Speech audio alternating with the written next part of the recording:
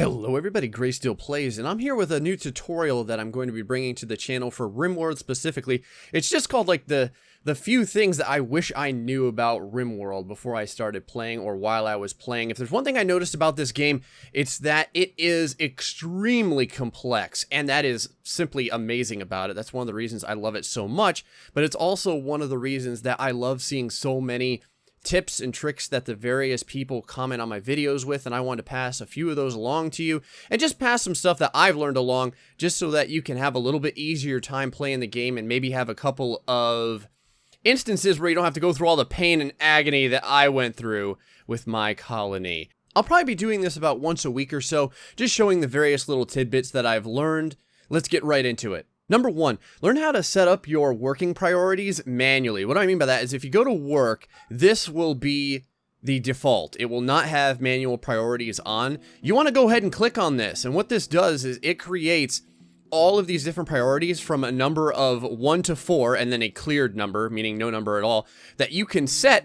And what it does is it checks for all of these items in order, and then it checks for all these items by the number that you've selected. So that means that, for instance, it will check to see if there's any fires on the map, and since all of my characters have a 1 priority, 1 being the highest, 4 being the lowest, well, technically, nothing is the lowest, because you can go all the way to nothing. It will check for fires, and if there are any, it will go ahead and put them out. From there, it will check for any injuries that my people might have, and it will go ahead and rest them. And then you can get a little bit more specific about like doctors and wardens and things. We'll get into that in just a second. A couple of the things I would always suggest to have 1s on is firefight and patient at the very least. You want to make sure to extinguish fires in the colony, especially in the beginning, because more than likely a majority of your colony will be made of wood. And it is very flammable, especially if you're in a biome that has lightning and thunderstorms. Number 2 is going to be patient, and that's because whenever you get into raids, or if you try and hunt and you end up getting injured, you're going to want to head straight to a bed and get some rest, and have a doctor tend to you if possible. The best way to have this happen is to have patient being that number 1 priority that it checks for after firefight. From there, you probably don't need this, but I have it. It's bed rest. And what this means is that any kind of non-life-threatening injuries or things that you have happen to you, the person will still rest and try and recuperate from it. I do like to have all of my various colonists in the best possible condition that they can be in, so I usually have this checked at level 1. And then finally here we have flick.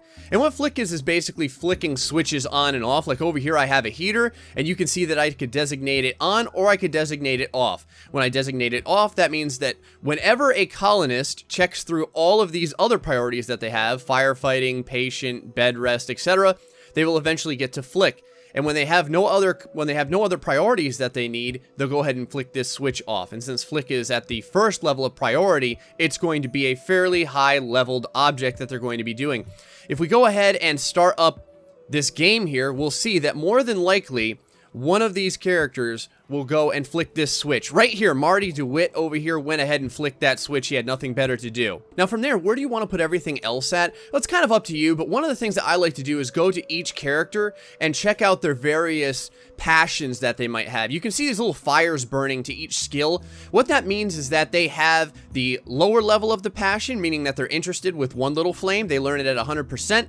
And if they have 2 flames, that means that they have a burning passion, and they learn that skill at 150%.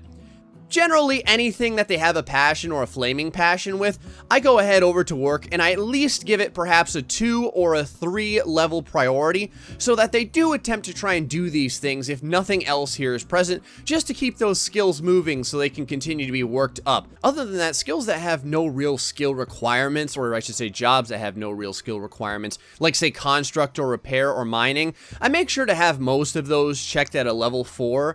Just because if nothing else is being done by the colonist, I hate for them to be idle. So at the very least, I want them doing something. Whether it's just moving something around, building a blueprint, putting some tiles down, mining some stone, or repairing a wall that got damaged from some sort of lightning strike or firefight.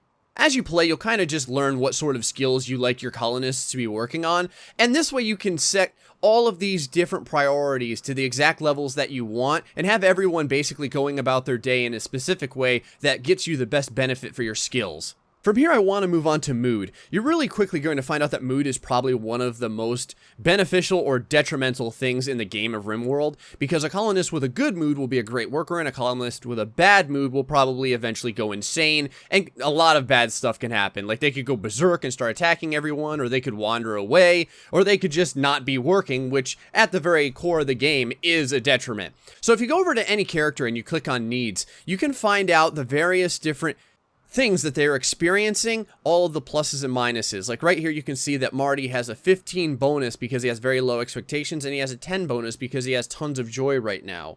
When you first begin the game, it's going to be best to know what sort of things can happen to give you negative mood penalties, and some of the easy things that you can do to negate those to have a better time. Some of the things that give negative mood penalties are eating raw food, so grow corn or strawberries to combat this instead of, say, potatoes or rice.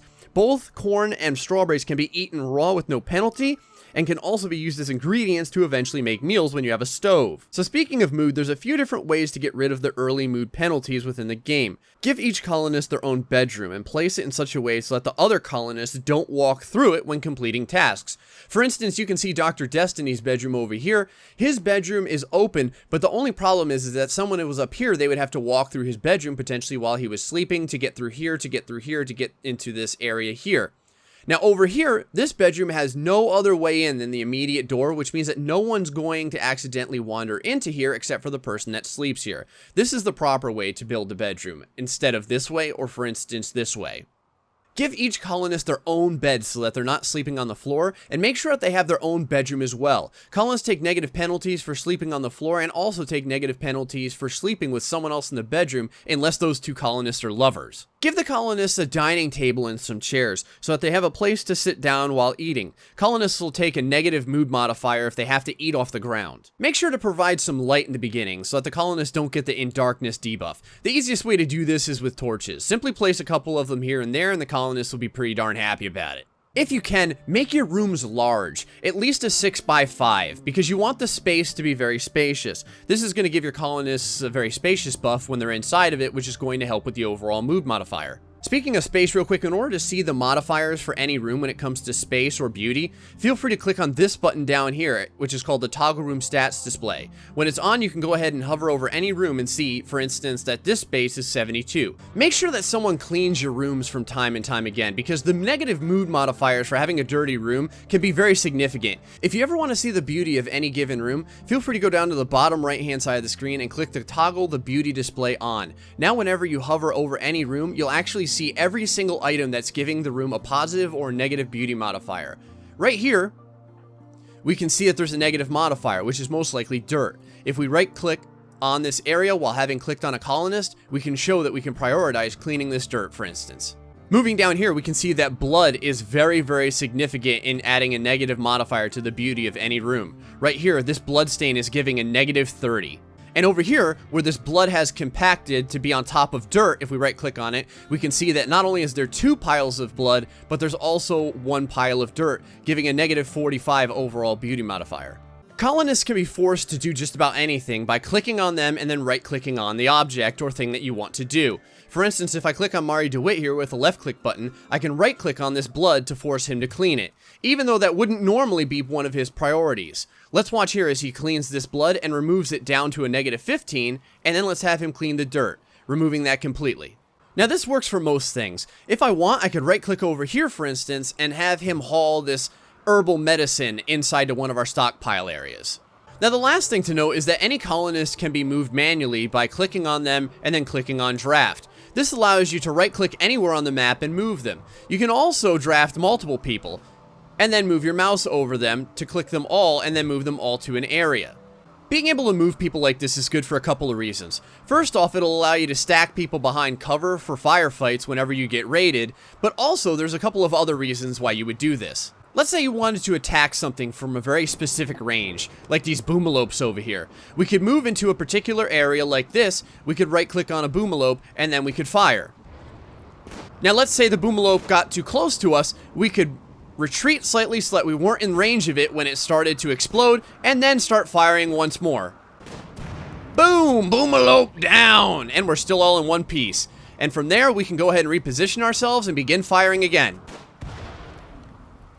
and a second boomalope. That's easy meat and leather. Guys, I hope you enjoyed this short little tutorial of just a couple of the things that I learned this week that I wish I had knew before I started Rimworld. There's plenty more to find out. If you ever have any suggestions or any questions, feel free to let me know. Like I said, I'd like to make about one of these videos a week, just based on the various little things that I find making the game a little bit easier and making me have a better time and having a better survival rate. Anyway, folks, until the next time, stay foxy and much love.